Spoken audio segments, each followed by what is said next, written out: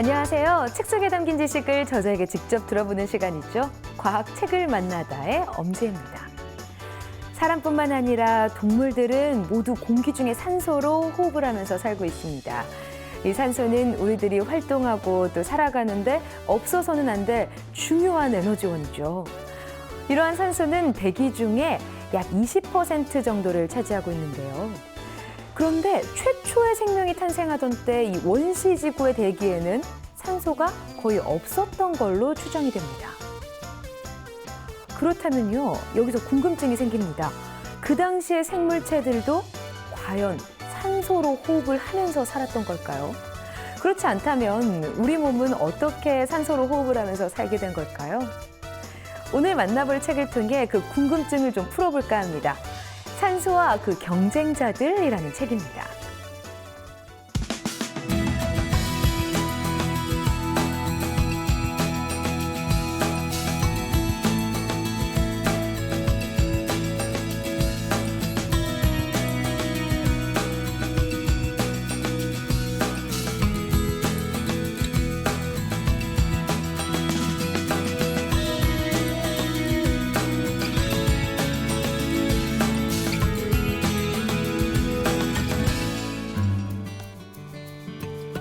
대기 중에 산소가 차지하는 농도는 20%입니다. 하지만 산소의 농도가 지금 같지 않았던 시절 생물들에게는 어떤 변화가 있었을까요? 지구의 대멸종이 일어난 이후 약 500만 년 동안 새로운 동물종이 아무것도 나타나지 않은 것으로 추정되고 있는데요. 실제로 대멸종 이후 식물 또한 광합성을 지속할 수 없어서 만들어지는 산소의 양도 대폭 줄었고 그 결과 산소의 농도가 큰 폭으로 줄어든 것으로 추정되고 있습니다. 이렇게 산소의 농도가 줄어들었을 때 주위의 산소를 보다 효과적으로 적혈구 세포 내로 확산시키기 위해 적혈구의 크기가 줄어들었다. 그것을 위해 핵을 없애버리는 것이 상대적으로 저산소 상태였던 진화적 압력에 대한 포유동물의 손쉬운 선택이었을 것이라는 말이다. 조류나 파충류의 혈관을 흐르는 적혈구가 핵을 가지고 있다는 점을 상기한다면 이러한 견해는 포유류의 공통조상이 아마도 핵을 제거하는 방법을 터득했을 것임을 지지하는 듯하다. 생물들은 산소 호흡에 적응하면서 다양한 변화가 나타났다고 하는데요. 아주 적은 수의 아미노산의 변화, 심지어는 한 개의 아미노산만 돌연변이가 일어나도 산소의 친화력은 엄청나게 달라질 수 있다. 이러한 변화는 고산 지역의 저산소 적응을 가능하게 했으며 히말라야를 넘어가는 조류나 안데스 지역의 라마 같은 동물에게서 실제로 일어난 일이다. 인간 태아의 헤모글로빈은 성인과 그 조성이 약간 다르고 이것은 산소를 취득하는 것 외에도 에너지를 소모하며 체온을 유지하도록 하는 중요한 기능을 한다. 산소 이외에도 우리 몸속에는 일산화질소, 일산화탄소, 황화수소와 같은 가스가 만들어진다고 합니다. 이른바 바이오 활성가스라고 불리는 건데요. 이 가스들은 몸속에서 어떤 역할을 하는 걸까요? 바이오 활성가스의 보편적 기능은 헤모글로빈의 철 원자에 결합할 수 있는 이들의 화학적 특성에서 비롯된다. 생명체의 치명적인 양보다 훨씬 적지만 우리 몸에서 만들어지는 양보다 조금 많은 정도의 가스는 생명체에 어떤 영향을 끼칠까? 바이오 활성가스를 만들어내는 효소의 기질에 대해서 생각을 해보면 이들은 공교롭게도 기질이 모두 아미노산과 관련이 있다. 일산화질소는 아르기닌이라는 아미노산을 시트쿨린으로 바꾸는 과정에서 만들어진다. 황화수소는 시스테인의 대사와 관련이 있다. 황화수소는 황을 포함하고 있는데 황은 생물학에서는 인과 더불어 생명체의 필수 원소다. 일산화탄소가 생체 신호 전달 경로에 관여하는 것은 크게 말해서 5가지이다. 일산화질소처럼 일산화탄소도 혈관을 확장하는 효과가 있다. 둘째는 막 전율을 변화시키는 것이고 칼륨 채널을 통해 일어난다. 셋째는 일산화질소의 효과를 줄이거나 늘리는 것이다. 넷째는 시토크롬 P450 산화효소의 활성을 조절하는 일이고 마지막으로 키나아제의 활성을 변화시키는 일이다. 일산화탄소를 생각하면 주로 도시의 대표적인 오염원이라는 이미지가 강한데요. 자동차 배기가스와 같이 화석을 연료로 사용하는 곳에서 나와 대기를 오염시키기 때문이죠. 그런데 일산화탄소가 신체 대사를 조절하는 기능이 있다는 것을 알게 된 뒤 이를 의학적으로 응용하기 위한 연구도 진행되고 있습니다. 몇몇 연구자들은 저농도의 일산화탄소가 염증을 억제하고 세포 보호 효과가 있다고 보고했다. 즉, 이 가스 물질들로 허혈, 재관류, 동맥경화, 심각한 폐혈증, 말라리아, 자가 면역 질환 및 장기 이식의 재반 문제를 완화하거나 해결하는 데 사용할 수 있으며 동물 실험을 통해 그 효과가 확인되었다.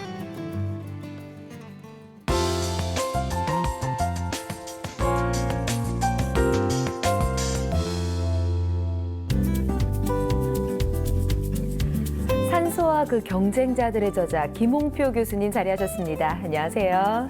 예, 안녕하세요. 아주대 김홍표라고 합니다. 네. 예. 교수님, 산소는 당연히 이제 우리 생물이 살아가는 데 있어서 필요한 거라고 아무 의심 없이 받아들였거든요. 근데 예. 왜 산소가 꼭 필요한 거지라는 이 의문을 한번 던져주시고 또 그거에 대한 해답을 주셔서요. 예. 책을 흥미있게 읽었습니다. 예, 감사합니다. 네. 그러면 원시 시대에는 산소가 희박했다고 하는데요. 어쩌다가 산소가 이렇게 많이 생기게 된 건가요? 또 우리 생물은 그 산소를 어떻게 처음 이용하게 된 건가요? 그럼 산소는 어디서 나왔느냐? 45억 년, 40억 년 그때의 히스토리를 얘기하기는 좀 복잡하지만 산소는 쉽게 말씀드리면 물에서 나오는 겁니다. 그래서 물에서 전자를 빼내고요. 그 전자를 태양 에너지를 받아서 활성화를 시키고 액티베이션을 시키는 거죠. 그러니까 태양 에너지를 전자에다 붙였다고 생각하시면 되겠습니다. 그렇게 해서 그 에너지를 가지고 이산화탄소를 포도당으로 만드는 거. 이제 그런 부산물로 산소가 나왔다고 생각하시면 됩니다. 그러니까 산소를 만들려고 했던 게 아니고 이 태양 에너지를 흡수하는 과정에서 산소가 마치 쓰레기처럼 나왔다고 생각하시면 되겠습니다. 그러면 인류뿐만 아니라 이 모든 생명체들이 예. 이 산소로 호흡하면서 몸에 신체적인 변화가 좀 일어났었나요? 지금 저희들은 다세포 생명체이기 때문에 인간 위주로 생각을 하는 경우가 많지만 사실은 지구 역사 45억 년을 돌아보면 거의 대부분의 시간은 세균들이 지배했던 그런 시간이라고 생각을 하시면 되겠습니다. 그러니까 한 단세포 생명체에서 다세포 생명체로 넘어가는 그런 과정, 그 다음에 다세포 생명체들이 다양한 분파로 분기되어 가는 그런 과정에서 산소들이 굉장히 중요했다고 얘기들을 하고 있습니다. 그러니까 처음에 세균이 그 산소를 이용하게 된 그런 그 시작은 사실은 세균과 세균 간의 연합이라고 생각을 하고 있습니다. 네네. 저희 교과서에서는 그 세포 내부 공생 이런 식으로 말씀을 네네. 하는 그런 쪽이거든요. 이제 그런 식으로 오랫동안 살고 산소가 축적되고 이러다가 이제 그 산소를 어떤 식으로든지 간에 그 산소의 양이 많아지면서 그것이 새로운 물질, 새로운 단백질을 개발하는 그런 단계가 되었습니다. 지금과 같은 그 복잡한 생명체들이 나타나게 된 계기는 결국은 산소의 농도하고 관계가 있을 거다라고 이제 저희들은 보고 있고, 그런 그 화석을 찾아다닌다거나 뭐 이런 일들을 지금 하고 있습니다. 네. 다시 한번 좀 이제 책 제목 얘기로 좀 돌아보려고 합니다. 산소와 그 경쟁자들이라고 하셨는데요. 책 속에 보니까 이 경쟁자가 뭔가 했더니 가스였습니다. 근데 가스가 우리 몸 안에서 만들어진다고 해서 놀랐거든요. 생명체가 만들어진다는 게 가스를 어떻게 만들어서 배출을 하는 거지 궁금하기도 했고요. 그 좀 설명을 해주시죠. 우리 몸에서 가스가 만들어집니다. 그 중에서 알려진 것들, 그러니까 저희들이 소위 우리 몸에서 그 소화기관을 통해서 나오는 것들, 그런 가스들도 물론 있습니다. 메탄, 암모니아, 그 다음에 우유를 먹어서 속이 더부룩하고 이런 얘기를 할 때는 수소가스도 나옵니다. 네. 근데 이제 그런 가스들은 사실 엄밀하게 얘기하면 장내에 있는 세균들이 만들어내는 거라고 얘기를 해야지 맞고요. 우리 세포에서 만들어내는 가스들은 지금까지 3가지 정도가 알려져 있습니다. 제일 유명한 게 일산화질소라고 하는 거고요. 그 다음에 이제 일산화탄소, 그 다음에 황화수소, 이렇게 3가지를 대표적으로 얘기를 하고 있습니다. 그런 가스들은 우리 몸속에서 공통적으로 혈관을 확장하는 그런 작용이 있습니다. 그러니까 혈관을 확장한다는 그런 의미는 우리 그 몸 구석구석에 산소를 효율적으로 운반한다는 그런 개념이 되는 거죠. 그래서 그런 가스 물질들이 기본적으로 산소하고 관련이 깊이 되어 있다, 이런 식으로 보시면 되겠습니다. 또 하나 신경세포 같은 쪽에서는 신경 전달 물질이다, 뭐 이런 얘기들도 하고 있는데, 중요한 것은 그런 가스 물질들을 우리 효소가 만들어내고 있다는 거죠. 효소가 만들어내고 있다는 소리는 다시 얘기하면 유전자가 어떤 필요에 의해서 그 효소를 만들어내는 것을 시간적 혹은 공간적으로 조절하고 있다, 이런 식으로 생각하는 거죠. 그러면 그런 가스의 기능들을 좀 어떻게 잘 살리면 질병을 고치는 데 도움이 되지 않을까라고 생각도 들고요. 책에서도 그런 말씀을 해주셨는데요. 예. 그 부분에 대해서 또 얘기를 해주시죠. 일산화질소 같은 경우는 혈관이 좀 막혀 있거나 어떤 식이 됐든지 간에 쉽게 생각해 보면 고혈압, 동맥경화 이런 식으로 되면 그 혈류의 흐름이 어쨌거나 원활하지 못하게 되는 거고요. 이제 그런 부분들은 사실 굉장히 복잡한 내용이긴 하지만 어쨌거나 혈관을 좀 확장시켜 준다면 좀 도움이 될 거다, 이런 생각은 기본적으로 할 수 있지 않습니까? 근데 실제로 이런 가스 물질하고 관계해서 상품화된 그것이 하나가 있습니다. 다 아시는 것들인데요. 그게 비아그라입니다. 그러니까 비아그라는 네. 이제 굉장히 유명한 네네. 약이 됐지 않습니까? 그게 결국은 질소가 혈관을 확장하는 그런 그 효과를 지속시켜주는 그런 그 약물이라고 볼 수 있는 거죠. 얘기 듣다 보니까요. 네. 역시 인간의 몸은 정말 연구할 거리가 한두 가지가 아닌 것 같다는 생각이 듭니다. 그래서 과학자들이 계속해서 더 바쁘게 움직여야 되는 게 아닌가라는 생각도 들고요. 예. 인간의 몸에서 가스가 그렇게 많이 나온다는 것도 몰랐는데 그 가스가 활용도가 이렇게 저렇게 생각을 하면 정말 많다는 것도 놀랐거든요. 자, 오늘 산소와 그 경쟁자들 책에 대해서 이야기를 쭉 나눠봤는데요. 끝으로 또 시청자들께 남기고 싶은 이야기가 있다면 해주시죠. 제가 왜 이런 책을 쓰게 됐는지를 간단하게 말씀드리고 정리를 하는 게 좋을 것 같습니다. 가스를 어떻게 만들어내는가라는 그 부분들은 저희들이 대충 다 이해를 하고 있습니다. 효소가 만든다, 기질이 뭐다. 그렇지만 왜 만드느냐, 그리고 왜 3가지 종류의 가스가 우리 몸속에서 동시에 만들어지고, 그런 부분들은 사실 잘 모른다는 거죠. 그래서 그 왜라는 질문에 답을 하는 그런 과정에서 우리 몸, 그 다음에 우리 세포, 그리고 그 중에서도 가장 중요하다고 얘기할 수 있는 산소, 그리고 산소 주변에서 산소의 적절한 사용, 효과적인 사용을 위해서 역시 마찬가지로 환경에서 우리 몸속으로 들어오게 된 여러 가지 가스들에 대해서 이렇게 쓰게 됐습니다. 네. 예. 좋은 정보들을 책에 가득 담아주셨지만요. 지금 예. 마지막 이야기를 들어보니까 가장 이 책이 주는 가장 큰 교훈은 왜에 대해서 좀 생각해봐라 라는 게 아닌가라는 생각이 좀 듭니다. 네. 우리가 당연히 생각하는 산소로 호흡하는 거 왜 산소였을까? 어떻게 호흡할까? 이 질문에서부터 이 모든 과학의 연구 또 모든 생각들이 발전한 게 아닌가라는 생각이 좀 드는데요. 자, 우리 몸에서 만들어지는 가스인 이 일산화질소, 또 일산화탄소, 황화수소를 일컬어서 바이오 활성가스라고 하는 거죠. 자, 이 바이오 활성가스는 적은 양이 존재하지만 그 역할은 놀라운데요. 이 산소가 필요한 세포 곳곳에 이 산소를 보내주는 역할을 하죠. 근데 이 바이오 활성가스가 우리 몸속에서 만들어지고 또 어떤 역할을 하는지 알게 된 거는 말씀하신 것처럼 그리 오래되지는 않았습니다. 게다가 아직 모르는 가스 물질들 지금 어디선가 또 만들어지고 있을지도 모르는 일이고요. 자, 앞으로 더 활발한 연구가 펼쳐져서 더 많은 왜를 생각하게 돼서요. 많은 비밀들이 밝혀지기를 기대해 봅니다. 자, 오늘 나와주셔서 좋은 말씀 해주셔서 감사합니다. 감사합니다.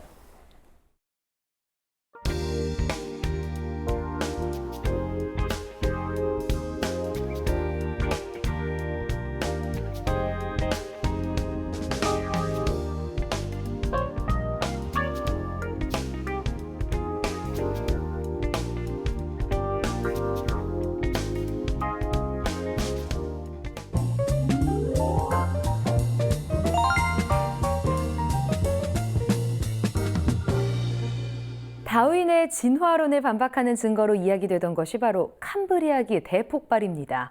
약 5만 년 전에 이 캄브리아기 대폭발 이후 갑자기 수많은 생물이 출현했다는 건데요. 이 때문에 진화론을 설명하기가 좀 어렵게 된 거죠. 과연 캄브리아기 대폭발에는 어떤 비밀이 있는 걸까요? 그 비밀을 풀어낸 책에서부터 식품이 지닌 성분에 대해 과학적으로 알려주고 있는 책까지 함께 만나보시죠. 다윈의 잃어버린 세계. 진화론을 주장한 다윈은 과거 생물들의 화석을 조사하면서 자신의 진화론 주장이 잘못됐을지도 모른다는 생각을 했다고 합니다. 바로 캄브리아기의 대폭발 때문인데요. 캄브리아기의 대폭발은 약 5억 년 전에 다양한 종류의 동물 화석이 갑작스럽게 출현한 것을 일컫는 말입니다. 캄브리아기 생물의 선조벌로 보이는 생물이 이전 지층에서 거의 발견되지 않은 상태에서 갑작스럽게 캄브리아기의 생물들이 출현한 거죠. 이는 생물 창조론에 더욱 힘을 실어주는 증거로 생각되기도 했습니다. 하지만 후에 과학자들이 선 캄브리아기는 대부분 세포의 형성을 준비하는 시기였다는 것을 밝혀냈습니다. 저자는 다윈을 혼란에 빠뜨렸던 캄브리아기 폭발에 대해서 흥미롭게 풀어주고 있습니다. 식품의 과학 지식. 초콜릿이 건강에 도움이 된다는 말을 할 때 꼽는 성분이 폴리페놀입니다. 초콜릿에는 폴리페놀이라는 성분이 있는데요. 폴리페놀이라는 성분 자체는 활성산소를 제거하는 효과가 있어 질병을 예방하는 효과가 있다고 합니다. 하지만 실제로 입을 통해 섭취된 초콜릿의 폴리페놀이 그대로 몸속으로 흡수되어 효능을 발휘하는지에 대한 사실은 아직 연구 중이라고 하네요. 이처럼 식품에 관한 건강 지식을 알려주고 있는 책, 식품의 과학 지식입니다. 무섭지만 재밌어서 밤새 읽는 과학 이야기. 뇌를 절제하는 수술인 로보토미 수술에 대해서 아시나요?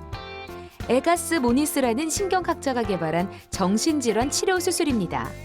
지금은 인격을 파괴하는 수술로 부정되고 있지만 과거에는 매우 효과가 좋은 수술로 알려져서 노벨상까지 받았던 수술이죠.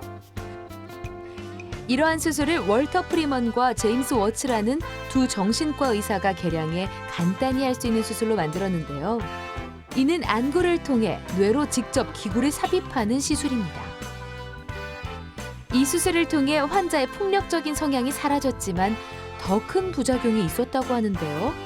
판단 능력을 잃거나 감염과 간질에 시달린 거죠. 그런데도 항정신병 약물이 개발되기 전인 50년대 중반까지 이 치료법은 널리 이용됐다고 합니다. 오늘 소개해드린 산소와 그 경쟁자들의 저자 김홍표 교수는 책을 쓰게 된 동기에 대해서 이렇게 말합니다. 산소가 없으면 죽는다라는 것에 대해 그냥 받아들인 것이 아니라 왜라는 의문을 제기했다고요. 그리고 그 의문에 대한 답을 내고자 노력했던 거죠. 우리는 어쩌면 사실에 대해서 너무 당연하게만 받아들이고 있는 건 아닐까요? 한 번쯤은 시각을 달리해서 왜라는 의문을 제기해 본다면 놀라운 결과를 만나게 될지도 모릅니다. 자, 다음 이 시간에도요, 더욱 알차고 흥미로운 책으로 찾아뵙겠습니다.